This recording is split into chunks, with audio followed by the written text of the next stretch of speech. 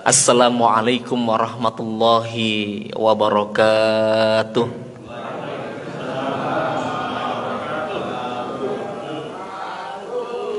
Mudah-mudahan yang jawab salam saya kalau hari ini kurang sehat disihatkan Allah Subhanahu wa taala.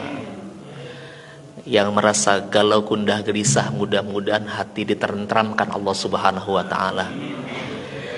Yang punya banyak utang belum kebayar juga mudah-mudahan utang segera dilunasin oleh Allah Subhanahu wa taala. Kalau soal utang aja ini paling kenceng ya. Baik, izinkanlah alhamdulillah rabbil alamin wa bihi nasta'in ala umuri dunya waddin. Wassalatu wassalamu ala asyrafil anbiya wal mursalin Sayyidina wa syafi'ina wa maulana Muhammadin wa ala alihi wa sahbihi ajma'in. Amma ba'du. Izinkanlah di kesempatan yang baik ini saya menyampaikan sharing sessionnya, satu topik tentang berjaya di usia senja. Kalau boleh tanya, saya tanya yang hadir di sini yang usianya 40 sampai dengan 50 tahun siapa aja? Oh, ada ya. Yang 30 sampai 40 tahun? Ada di samping Pak, ada. Di fraksi balkon Pak. Yang usianya 50 sampai 60 tahun? Ada ya. Yang usia 60 sampai 70 tahun? Alhamdulillah ada semua. Jadi berarti ini majlis lintas generasi Pak ya. Dari generasi 30-an, 40-an, kemudian 50-an sampai dengan 60-an. Yang 70-80 tahun ada? Oh Masya Allah, barakallah. 82 tahun. Masya Allah.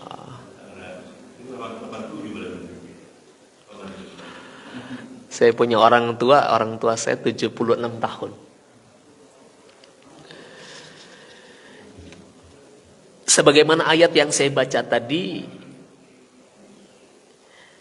Allah Subhanahu wa taala berfirman, ya ayyuhalladzina amanu taqullaha wal tanzur nafsum ma qaddamat lighad. Wahai orang-orang yang beriman, bertakwalah kamu kepada Allah Subhanahu wa taala. Wal tanzur nafsum ma qaddamat lighad, dan hendaklah setiap diri memperhatikan apa yang telah disiapkannya untuk hari esok. Ini menunjukkan bahwa diri kita orang-orang yang beriman ini hendaklah memperhatikan apa yang telah kita persiapkan untuk hari esok kita. Maknanya bukan hanya hari esok dalam kehidupan dunia, namun kita juga mempersiapkan hari esok dalam kehidupan akhirat kita. Ini menunjukkan betapa perhatiannya agama Islam terhadap nilai waktu. Karena waktu itu paling tidak punya 4 karakter ya. Yang pertama, waktu tidak dapat diulang. Apa yang sudah terjadi dalam kehidupan kita, kita tidak akan mampu mengulang peristiwa itu. Karena waktu tidak berputar. Tapi sejatinya waktu jalan terus. Kemudian yang kedua, waktu tidak dapat digantikan. Apa yang sudah hilang dari rentang kehidupan waktu kita, kita tidak dapat menggantikan nominal waktu. Kemudian yang berikutnya, waktu tidak dapat disimpan. Kalau harta bisa disimpan, uang bisa disimpan, kendaraan bisa disimpan. Bahkan ternyata istri pun juga bisa disimpan, namanya istri simpanan. Tapi waktu nggak bisa disimpan. Ini menunjukkan betapa pentingnya waktu. Ini menunjukkan betapa berharganya waktu. Itulah mengapa kita orang-orang yang beriman ini hendaklah mempersiapkan diri kita untuk hari esok kita. Karena itu Rasul Muhammad sallallahu alaihi wasallam beliau pernah bersabda, "Ightanim khamsan qabla khamsin." Manfaatkan 5 perkara sebelum datang 5 perkara. Yang pertama, waktu mudamu sebelum datang waktu tuamu. Waktu sehatmu sebelum datang waktu sakitmu. Masa kayamu sebelum datang masa fakirmu. Masa luangmu sebelum datang masa sibukmu. Wahayataka qabla mautika, hidupmu sebelum datang matimu.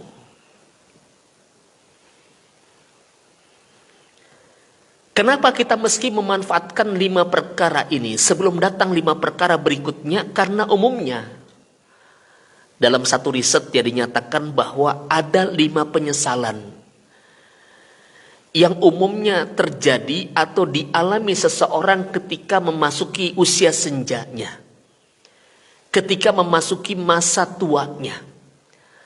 Dan biasanya yang namanya penyesalan itu datangnya belakangan. Betul nggak Pak, Bu? Kalau penyesalan datangnya duluan namanya pembukaan. Apa bentuk penyesalan yang dialami oleh sebagian orang ketika masa senjanya? Yang pertama, kenapa ya? Dulu saya tidak hidup sehat. Makannya sembarangan. Ini itu dihajar. Yang kedua, kenapa ya dulu saya nggak punya tabungan. Saya nggak punya dana pensiun. Saya tidak punya investasi. Ini penyesalan dalam bentuk finansial, keuangan. Yang ketiga, kenapa ya dulu kok saya nggak punya keahlian yang berguna, yang saya bisa optimalkan, yang saya bisa gunakan, yang saya bisa manfaatkan di masa usia tua saya. Yang keempat, kenapa ya dulu saya nggak punya teman, saya nggak punya sahabat, sehingga di masa tua nggak ada teman ngobrol, nggak ada teman kongko, nggak ada tempat di mana kemudian kita bisa saling tukar pikiran. Karena kesibukan yang kita alami dulu di masa muda kita. Yang kelima, kenapa ya dulu ya saya tidak punya waktu luang buat keluarga. Sehingga ketika saya tua, keluarga tidak bisa meluangkan waktu untuk saya. Itulah mengapa kemudian agama Islam memberikan sinyalemen kepada kita agar kita membekali, agar kita memperhatikan, agar kita menyiapkan hal-hal penting, hal-hal yang paling berharga untuk hari esok kita. Rasulullah Shallallahu Alaihi Wasallam beliau pernah nyatakan bahwa sebaik-baik manusia adalah yang panjang umurnya. Man tala umruhu wa hasuna amaluhu, dan yang baik amalnya. Dan sejelek-jelek manusia, kata Rasulullah, adalah orang yang panjang umurnya namun jelek amalnya. Alhamdulillah yang hadir di sini ini diberikan Allah kesempatan usia yang panjang, dan diberi kesempatan kepada Allah, diberikan hidayah kepada Allah untuk melakukan hal-hal kebaikan dalam kehidupannya. Karena ternyata Rasul mengatakan bahwa umur usia atau usia umatku itu umumnya berkisar antara 60 sampai dengan 70 tahun. Dalam hadis riwayat At-Tirmizi, Rasul mengatakan demikian, 60 sampai dengan 70 tahun. Dan jarang sekali di antara mereka melewati angka itu. Berarti kalau hari ini kita diberikan umur sampai 70 tahun, bahkan 80 tahun, berarti bonusnya sudah demikian luar biasa yang Allah Subhanahu wa taala berikan kepada kita. Demikian pula ternyata para nabi dan rasul juga mereka diberikan usia yang panjang. Nabi Adam alaihissalam, nenek moyang kita, usianya berapa? Usianya sampai dengan 930 tahun. Nabi Nuh alaihissalam 1000 tahun. Nabi Ibrahim alaihissalam 195 tahun. Nabi Ishak 137 tahun. Nabi Yakub 144 tahun. Nabi Yusuf 110 tahun. Nabi Musa alaihissalam 123 tahun. Nabi Daud 70 tahun. Nabi Sulaiman usia sampai 180 tahun. Nabi Zakaria 300 tahun. Nabi Yahya 95 tahun. Nabi Syuaib 254 tahun. Nabi Soleh 180 tahun. Nabi Hud 165 tahun. Nabinya kita Rasul Muhammad sallallahu alaihi wasallam 63 tahun. Jadi kalau ikut Nabi kita, ya umurnya umat Islam rentangnya 60 sampai 70 tahun.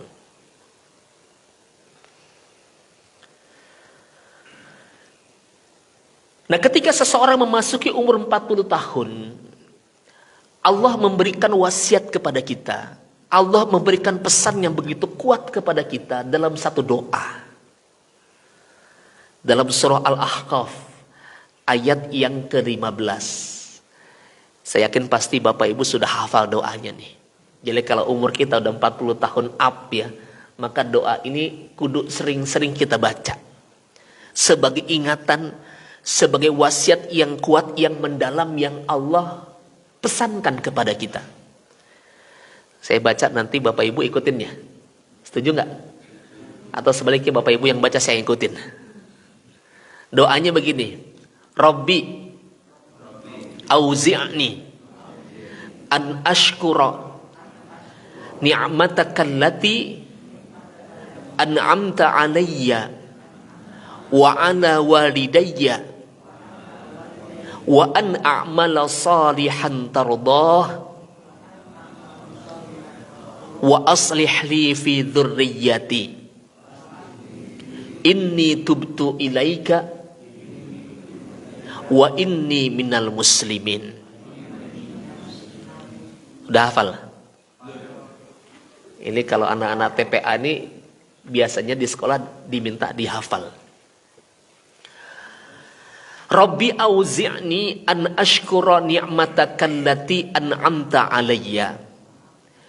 Ya Tuhanku, tunjukilah aku untuk dapat mensyukuri nikmat yang telah Engkau berikan kepadaku. Jadi ketika seseorang telah memasuki umur 40 tahun, hendaklah dia berdoa kepada Allah Subhanahu wa taala agar Allah memberikan petunjuk kepadanya untuk dapat mensyukuri nikmat Allah yang telah Allah berikan kepada kita.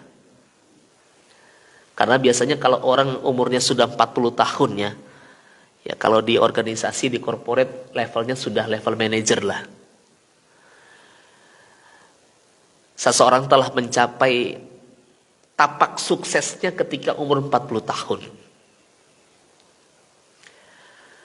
Maka dia minta kepada Allah Subhanahu wa taala agar ketika memasuki umur 40 tahun, 42 tahun, 45 tahun dan seterusnya, dia minta agar Allah memberikan petunjuk kepadanya agar dapat mensyukuri nikmat yang telah Allah berikan kepadanya.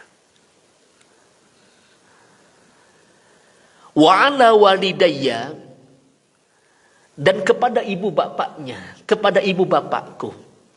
Kenapa kok mesti menyertakan wa ala walidayya dalam doa ini? Karena boleh jadi seseorang ketika memasuki umur 40 tahun, dia mencapai tangga suksesnya.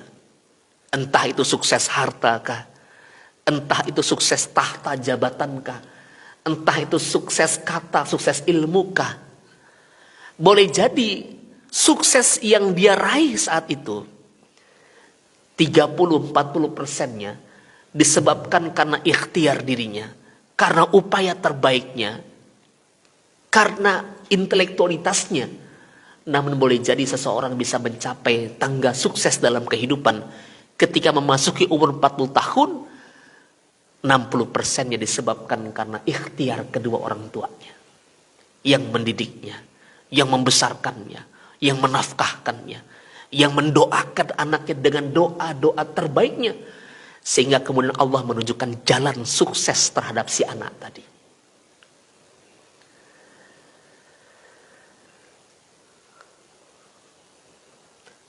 Wa an a'mala salihan tardah. Kita minta agar Allah Subhanahu wa taala memberikan petunjuk kepada kita agar kita dapat berbuat amal saleh yang benar-benar Allah Subhanahu wa taala ridhoi. Berarti kalau orang sudah umur 40 tahun ke atas ya, udah nggak boleh main-main lagi nih dalam urusan ibadahnya nih. Udah nggak boleh asal-asal lagi nih. Nggak boleh lagi tuh sholat coba asal setor doang gitu. Asal gugurin kewajiban aja gitu. Tapi kalau sudah 40 tahun, kalau seseorang sudah memasuki masa dewasa menengah ya.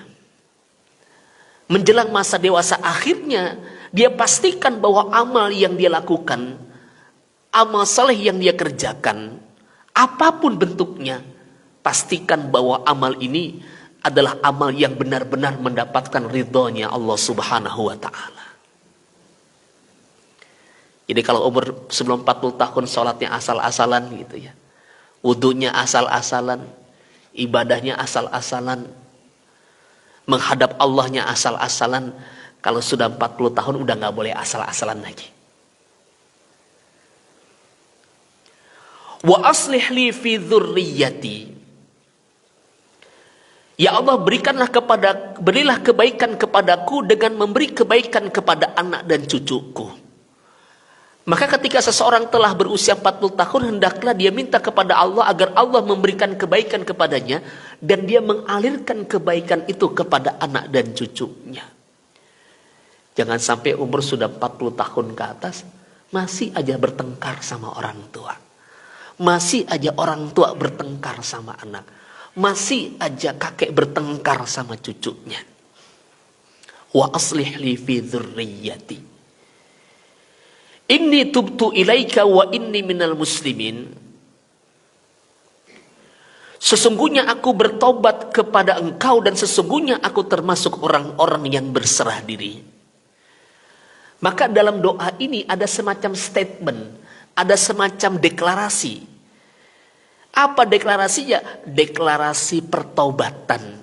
Berarti ketika seseorang telah memasuki umur 40 tahun, dia harus berada pada jalur trek pertobatan dirinya. Jadi kalau misalkan waktu umur masih 30 tahun, masih suka hore-hore, masih suka hura-hura, masih suka huru-hara gitu ya. Masih suka mencicipi kesenangan-kesenangan maksiat, maka masuk 40 tahun dia harus pastikan bahwa dia berada pada jalur pertobatan hidupnya. Dia kembali kepada fitrah dirinya.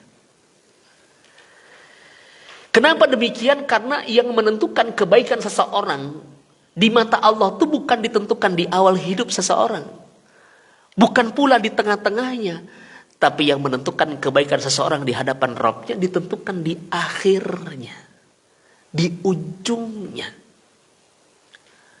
Wala tamutunna illa wa antum muslimun. Janganlah kamu mati, janganlah kalian mati melainkan dalam keadaan berserah diri kepada Allah Subhanahu wa taala. Itulah mengapa di akhir doa ini di Al-Ahqaf ayat 15 apa yang kita sampaikan? Inni tubtu ilaika wa inni minal muslimin. Supaya kita wafatnya dalam keadaan husnul khatimah. Maka membangun habitnya, membangun kebiasaan baiknya, itu sejak umur 40 tahun. Makanya para ulama mengatakan man syaba ala syai'in syaba alaih. Siapa orang yang hidup di masa mudanya dengan habit tertentu, dengan kebiasaan tertentu, syaba alaih, maka kelak nanti rambutnya memutih akan membawa kebiasaan, akan membawa sifat, akan membawa habit sebagaimana di masa mudanya. Jadi kalau 40 tahun harus sudah berada pada trek jalur pertobatan hidupnya. Pastikan bahwa amal salehnya amal yang benar-benar mendapatkan ridhonya Allah Subhanahu wa taala. Maka ketika dalam lintasan waktunya tadi Allah matikan, maka insya Allah matinya dalam keadaan husnul khatimah. Lalu muncul pertanyaan, bagaimana agar kita bisa berjaya di usia senja? Bagaimana caranya agar kita bisa on di usia senja kita? Maka di kesempatan kali ini saya memberikan satu rumusan yang gampang diingat. Siapkan masa tuamu, masa senjamu dengan 4 on. On yang pertama adalah vision. On yang kedua adalah passion. On yang ketiga adalah collaboration. On yang keempat adalah action. Nah, saya biasanya kalau ngisi ini Pak, untuk training pra pensiun Pak. Rumus 4 on ini. Apa yang disebut dengan vision? On yang pertama, yakni kehidupan terbaik. Apa yang benar-benar kita impikan dan kita benar-benar bersedia untuk memperjuangkannya. Jadi kalau dalam hidup ini, kalau kita ingin berjaya sampai usia senja kita, maka hidup ini harus punya visi. Visi itu apa? Visi itu adalah apa sih kehidupan terbaik yang benar-benar kita impikan.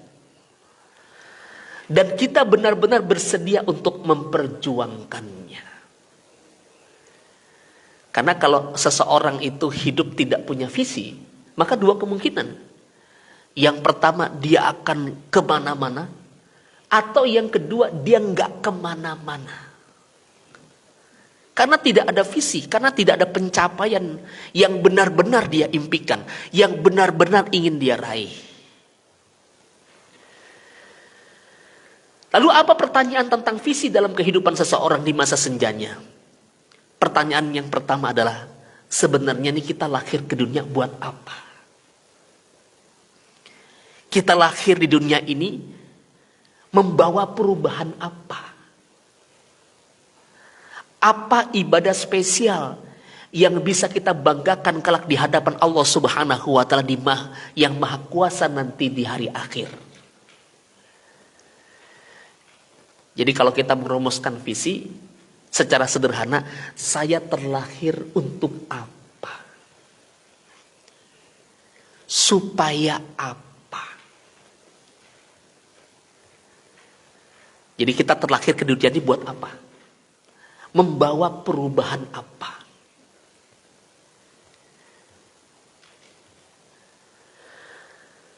Nah, kenapa kita perlu punya visi? Karena banyak orang merencanakan hidup di dunia namun lupa merencanakan kehidupan setelah kematian. Maka dalam menyusun sebuah visi penting kita bertanya, kira-kira apa ya ibadah unggulan? Apa ya ibadah spesial yang bisa saya banggakan nanti di hadapan Allah Subhanahu wa Ta'ala? Sehingga dengan rahmat dan ampunan Allah kita benar-benar pantas untuk masuk ke dalam surganya. Jadi kalau umur sudah 40 tahun harus mulai merancang nih. Kalau ditanya, apa sih tujuan kita hidup? Kan jawaban normatifnya untuk beribadah. Wa ma khalaqtul jinna wal insa illa liya'budun. Nah pertanyaannya, apa ibadah spesial yang kita persiapkan, yang kita bekali sehingga kita pantas, kita layak untuk mendapatkan rahmat dan ampunan Allah Subhanahu wa Ta'ala kelak nanti di akhirat. Karena boleh jadi ada puluhan ibadah sunnah.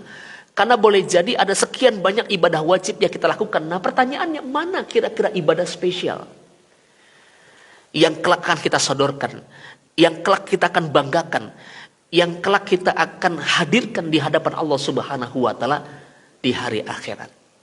Kalau belum ada, maka kita harus sudah mulai merancang nih.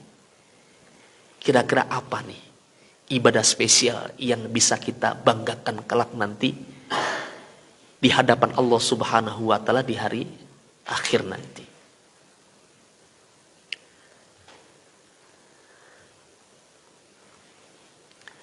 Nah, contoh misalkan, contoh visi akhirat yang kita bisa rumuskan apa? Visi akhirat saya adalah saya ingin menatap wajah Allah dan memeluk Nabi Muhammad SAW bersama keluarga saya, bersama saudara saya, bersama sahabat-sahabat saya, bersama para guru saya, bersama para kader dan murid saya, kelak nanti di syurganya Allah Subhanahu wa Ta'ala. Ini salah satu contoh visi keakhiratan kita. Sehingga kita mengerti ketika kita berhadapan dengan situasi yang gak mengenakan ya, fisik gak enak, badan gak enak, kita ingat visi kita. Kita ingin berjumpa dengan wajah Allah. Kita ingin memeluk Rasul Muhammad SAW bersama keluarga kita, bersama sahabat kita, bersama saudara kita, bersama para guru kita, bersama para murid kita di syurganya Allah Subhanahu wa Ta'ala, yang awalnya lemes jadi semangat lagi. Karena punya visi.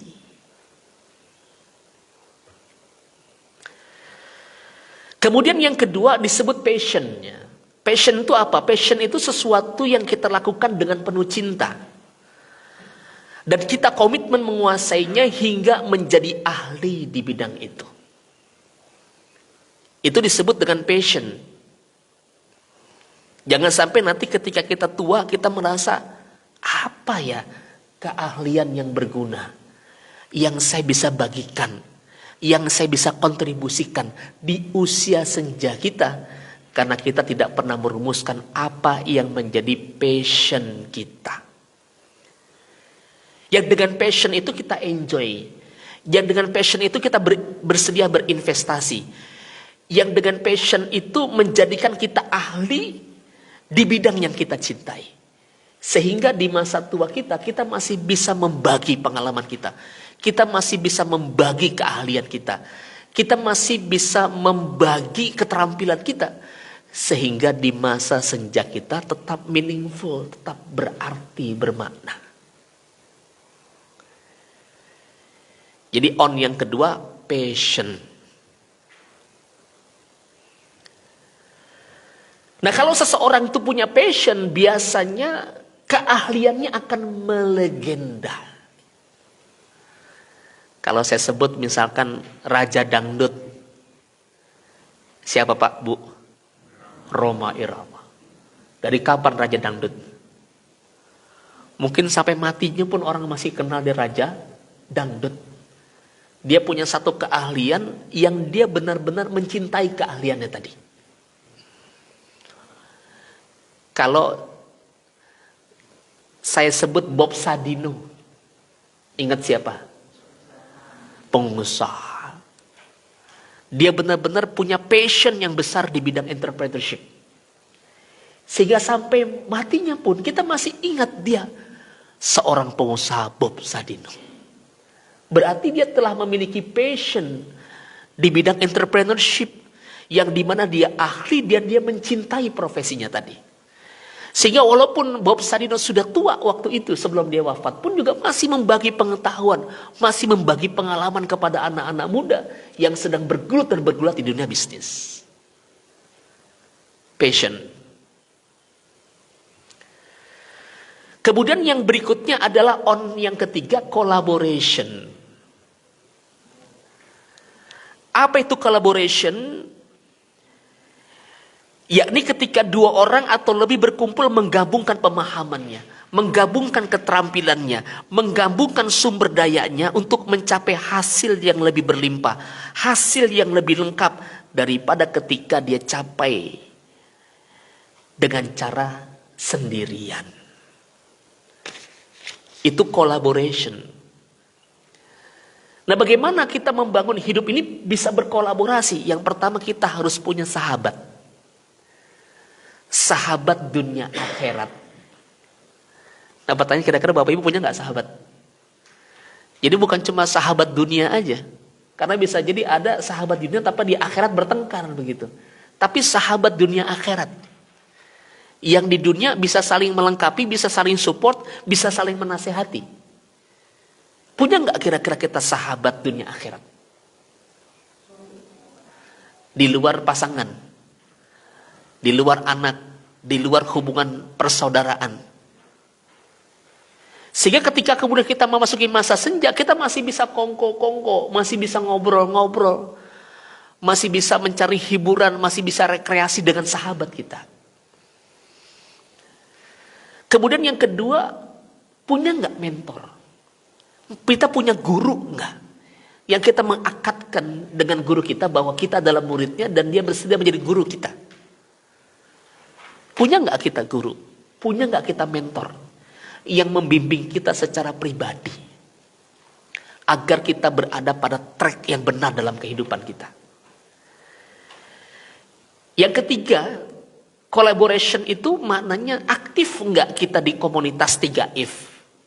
3If itu maksudnya komunitas yang positif, komunitas yang produktif, komunitas yang kontributif. Jadi kalau bergabung di pengurus masjid itu komunitas 3If tuh. Kenapa? Karena pengurus masjid komunitas yang positif. Nggak mungkin merencanakan yang buruk-buruk di masjid. Komunitas yang produktif. Pasti ada hasil, ada capaian, ada outcome yang dihasilkan.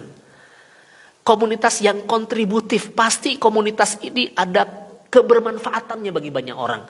Bagi umat. Yang repot itu ketika seseorang sudah memasuki masa senja, dia nggak punya komunitas. Sehingga akhirnya dia melewati hidupnya itu dalam kesepian. Di tengah keramaian. Maka ketika kita ingin tetap on di masa senja kita, yang pertama kita harus punya sahabat dunia akhirat. Yang kedua kita harus punya guru, kita harus punya mentor. Yang ketiga kita harus aktif di komunitas positif, komunitas produktif, dan komunitas kontributif. Kalau itu belum punya, lengkapi. Siapa sahabatmu? Siapa mentormu? Apa komunitasmu? Nah, kemudian yang keempat, bagaimana supaya bisa on ya di masa senja kita, maka harus ada action. Action itu apa sih? Action itu adalah mengoptimalkan aset diri kita untuk mendapatkan benefit, untuk mendapatkan imbalan. Apa aset yang Allah berikan dalam hidup ini? Yang pertama aset fisik. Jenis kerjanya adalah kerja keras. Jadi aset fisik dan metafisik itu kerja keras jenis kerjanya. Kemudian yang kedua adalah aset otak. Jenis kerjanya kerja cerdas. Kemudian yang ketiga aset kolbu, aset hati. Jenis kerjanya adalah kerja ikhlas. Nah, kerja keras, kerja cerdas, dan kerja ikhlas ini dalam rangka apa? Dalam rangka meraih capaian terbaik. Jadi kita mengerahkan energi fisik dan metafisik kita mengoptimalkan kecerdasan kita membersihkan penyakit hati dan kesia-siaan dalam hidup ini untuk mencapai hasil yang terbaik. Nah, kalau kita menjalankan 4 on ini, on yang pertama punya vision, on yang kedua adalah memiliki passion, on yang ketiga adalah collaboration, on yang keempat adalah action, maka insya Allah hidup kita bukan menjadi story, tapi history. Kira-kira Bapak Ibu pengen hidupnya kelak nanti jadi story atau history? Bedanya apa antara story dengan history?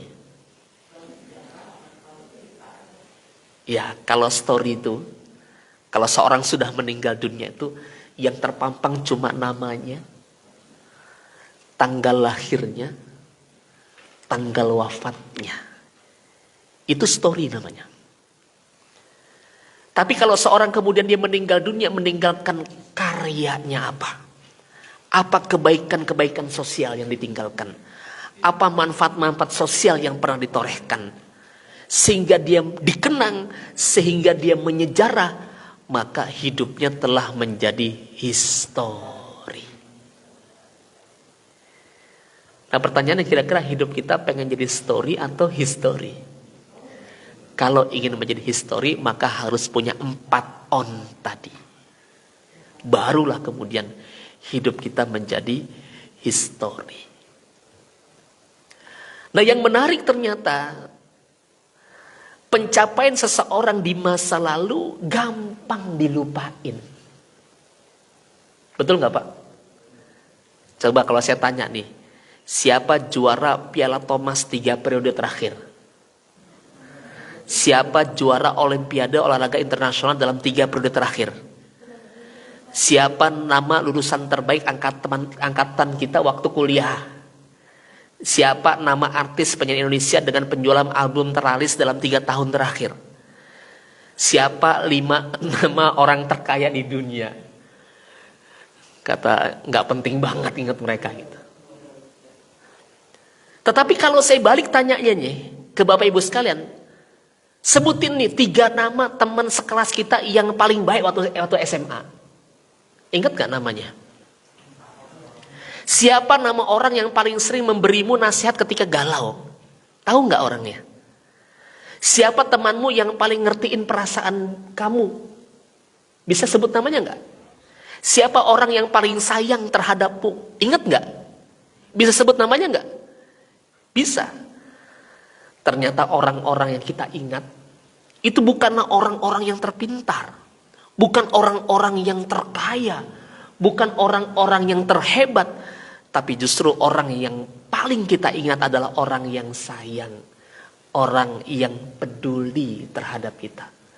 Maka wajarlah kemudian dalam doa tadi, wa aslih li fi dzurriyyati.